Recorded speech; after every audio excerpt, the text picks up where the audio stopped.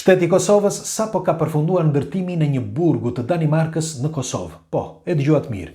Burgi i Danimarkës me shpenzime të Danimarkës i ndërtuar në Kosovë, eksaktësisht në Gjilan. Pse? Tani po ja u tregoj.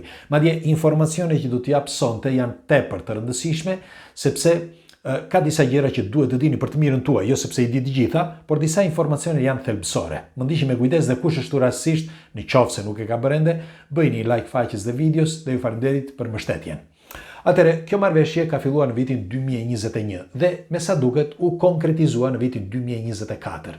Dhe pasi u firmosën të dy shtetet, pra të dy palët ranë dakord për një marrëveshje që Danimarka të dërgoj disa të burgosur në Kosovë në një burg të ndërtuar me shpenzimet e Danimarkës. Dhe që kur filluan punimet në vitin 2024, mos gaboj, tani me sa duket kanë përfunduar, janë konkretizuar punimet dhe në vitin 2027 do të dërgoj të paktën, kështu thuhet, 300 të burgosurit e parë. Çfarë janë këta dhe pse dërgohen në Gjilan?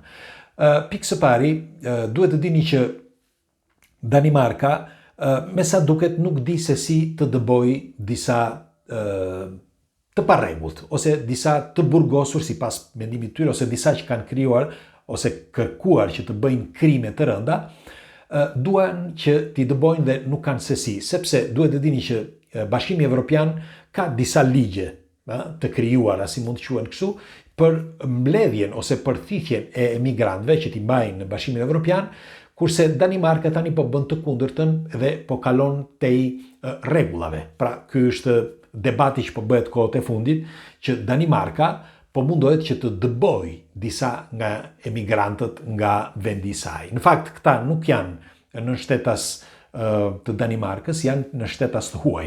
Këta 300 të burgosur që do dërgoj në vitin 2027 në Gjilan. Tani, çfarë ndodh? Marrëveshja është bërë kështu, që për 10 vjet shteti i Kosovës, përveç ndërtimit të burgut aty në Gjilan, por edhe survejimi, edhe shërbimi, pra të gjitha shërbimet të përgjithësi, policia, ushtria, etj, ngrënia, pirja, të gjitha këto pra do i suportoj shteti i Kosovës. Dhe për këtë 10 vjeçar do të marri, pra si shpërblim, 200 milion euro. Pra për 10 vjeçar dhe të paktën për 300 të parët të këtyre të burgosurve. Tani, atë që duhet teksuar, që ju thash dhe më përpara, është këto vendet, sepse pse bëhet kjo? Duhet të dini që bëhet në radhë të parë, sepse Danimarka nuk ka një mundësi se si mund të heqi ose ti shpërngull, ose më mirë si ti dëboj disa njerëz jo të rregullt që nuk janë në shtetas të danez dhe kanë kryer dhe krime të rënda. Dhe e vetmja mënyrë, sipas saj, ka bërë një ligj tani që të bëj këtë lëvizje, këtë hap, pra të bëj një me shpenzimet e saj një burg në një vend të tretë, ndaj dhe quhet korridori i tretë, për shembull Shqipëria, Kosova, Maqedonia, Malizi, konsiderojnë të tillë. E njëjta gjë ka ndodhur dhe në Shqipëri, për shembull, me Italinë që vendosi të bëjë qendrën e emigracionit. Për atë që nuk e din, qendra e emigracionit, me fjalë që po bëhet shumë debate, që do të dërgoj disa ose do të strehoj disa emigrantë. Dhe pse kjo? Sepse bëhet në radhë të parë njëherë, sepse quhen korridori i tretë ose mirë depozita, si mund të quhen, sepse janë vende të treta. Por njëkohësisht edhe për të ndihmuar ekonomikisht dhe në forma tjera. Tani, çfarë do ndodh me këta të burgosur? Pas 10 viteve, të paktën disa prej tyre, do të bëhet diçka që këta nuk do të kthehen më në Danimark, por do të lihen të lirë në një vend të tretë. Mund të lihen të lirë edhe në Kosovë, ndoshta edhe në Shqipëri, ndoshta të kthehen edhe në vendin e tyre. Megjithatë, kjo është marrëveshja e të dy palëve, pra të shtetit danez. Tani, pse po ja u them këtë? Sepse mendohet që dal nga dal do ta bëjnë edhe shtetet e tjera, do ta bëjë edhe Norvegjia, do ta bëjë edhe Italia, do ta bëjë edhe Gjermania e kështu me radhë. Çfarë? Pse? Sepse ata mendojnë që së afërmi të gjithë ata që kanë krijuar probleme në vendet fqinj, pra të Bashkimit Evropian, le të kthehen në origjinën e tyre. Po ja u them këtë sepse shumë shpejt ka shumë shqiptar pra që janë në burgje në Itali, Greqi, Norvegji, Danimark, apo Gjermani, apo Francë, tjere, edhe Spanjë. Dhe shumë shpejt ka gjasa, janë vetëm teori këto, ka gjasa që këta të kthehen në vendin e origjinës, pra në vendin e tyre. Dhe nëse do t'jetë kështu, do t'jetë shumë keq për ata, sepse shumë prej tyre, e dim shumë mirë dhe duhet që ta themi këtë, shumë prej këtyre emigrantëve që gjenden në përburgjet e Evropës, mendojnë që hajde, le të bëjmë disa para, të shkojmë për shembull në këto vendet e Evropës, të bëjnë disa para dhe po të na kapin nuk ka problem sepse burgu është më i thjeshtë në vendet e Evropës. Dhe këtë kanë menduar pothuajse 30-40% të këtyre të burgosurve, shqiptar ose të burgosurve nga Kosova, nga Maqedonia dhe Malizi. Çfarë do të thotë kjo? Do të thotë që ata mendojnë që tani për tani gjenden aty, gjenden para në burgjet e që i tham dhe më përpara të Evropës. Por në qoftë se u hap loja me Danimarkën, që Danimarka vendosi ligjin që t'i dëboj këta të burgosurit nga Danimarka, do t'a bëjnë dhe shtetet e tjera. Dhe nëse do t'a bëjnë shtetet e tjera, mos o zot pastaj për shqiptarët që të kthehen edhe njerë, të kthehen në Shqipëri, në Kosovë, Maqedoni apo Malzi, në burgjet shqiptare. Nuk e dim kuptoni apo jo.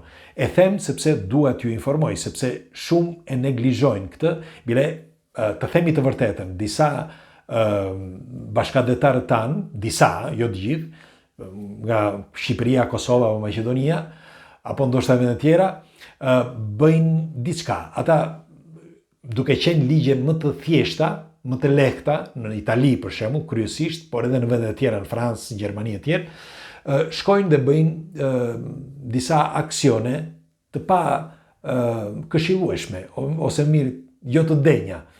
Vjedhin nëpër shtëpia, për shembull, apo makina, apo ku ta di unë, dhe kur i kapin, ata e dinë shumë mirë që shumë shpejt mund edhe t'i lënë të lirë. Ose, edhe nëse nuk do t'i lënë të lirë në vendet evropiane, burgjet janë shumë të lehta. Dhe nuk janë si në Shqipëri, Kosovë, okay? Por në qoftë se e bëri shteti Danimarkës i pari këtë ligj, unë jam i bindur që me kalimin e kohës do ta bëjnë edhe vendet e tjera. Dhe nëse do ta bëjnë edhe vendet e tjera, merreni mend brenda një viti të ndryshojë gjithçka. Çdo të thotë kjo. Në qoftë se brenda një viti ta bëjnë edhe të shtetet e tjera, në Shqipëri do të kthehen të paktën 33.000, sepse parafërsisht janë rreth 30.000 të burgosur në mbar botën. Në qoftë se do ta bëjnë kështu vendet e tjera, të kthehen 30.000 shqiptarë në burgjet e Shqipërisë. Është tmerr ta mendosh, edhe ta bëjnë pjesën tjetër të burgut, pra ta shlyejnë në Shqipëri. Pra, ja u them këtë sepse nëse do të jenë ligje të shtetit kur të bëjnë përfundojnë burgun në Shqipëri apo në Kosovë, ndose me ligjet e shtetit, në këtë rast për shembull me ligjet daneze, me kalimin e kohës mundet që të ndryshojë edhe ky ligj. Pra që të vendosi vetë shteti ku ai ka lindur, pra në këtë rast Shqipëria apo Kosova, të vendosi dënimin e atij personi. Dhe nëse do të bëhet kjo, atëherë do të jetë akoma më keq. Nuk e dim kuptuat apo jo. Pra, në momenti që një shtet i Bashkimit Evropian e kthen në Shqipëri dhe ai duhet që të kaloj pjesën tjetër, 5 vjet, 10 vjet për shembull të burgut në Shqipëri, dhe merre me mend në qoftë se do të ndryshojë ligji. Pra, Bashkimi Evropian do t'i thotë Shqipërisë apo Kosovës, tani vendosni ju se çfarë do të bëni me ta. Dhe ata do të vendosin në bazë të ligjit të Shqipërisë dhe të Kosovës. Pra, mund edhe ta shtojnë apo të bëjnë ligje të forta. Ja u them sepse këto gjërat po ndryshojnë shumë dhe këto mund të ndodhin shumë shpejt. Megjithatë, ju çfarë mendimi keni për këtë? Sepse, siç u thash, në këtë rast për shembull Kosova do të gëzoj $200 milion për të 10 vjeçar që të jap maksimumin e shërbimit të këtyre 300 të burgosurve në Gjilan për gjatë gjithë kësaj kohe. Por merreni mend tani nëse do të ndodh edhe me shtetet e tjera që t'i kthejnë edhe një herë përveç këtyre të huajve, por të kthejnë edhe vetë shqiptarët ose ata nga Kosova në Kosovë, shqiptarët në Shqipëri. Çfarë mund të ndodh? Pres komentet tuaja. Dhe shpërndajni këto informacione sepse dikujt mund t'i interesojnë shumë. Siç u thash më përpara, ka më shumë, unë thash një numër kështu, parafërsisht hipotetik, por mendohet që ka shumë të burgosur në Shqipëri, në Itali, Gjermani, Francë, Spanjë etj. Që janë të burgosur shqiptar ose të burgosur nga Kosova, që kanë lindur në Kosovë, Maqedoni, Malzi dhe Shqipëri. Pra me origjinë shqiptare. Ju çfarë mendimi keni, pres komentet tuaja dhe ndajeni, mos harroni këtë informacion. Kalofshi bukur.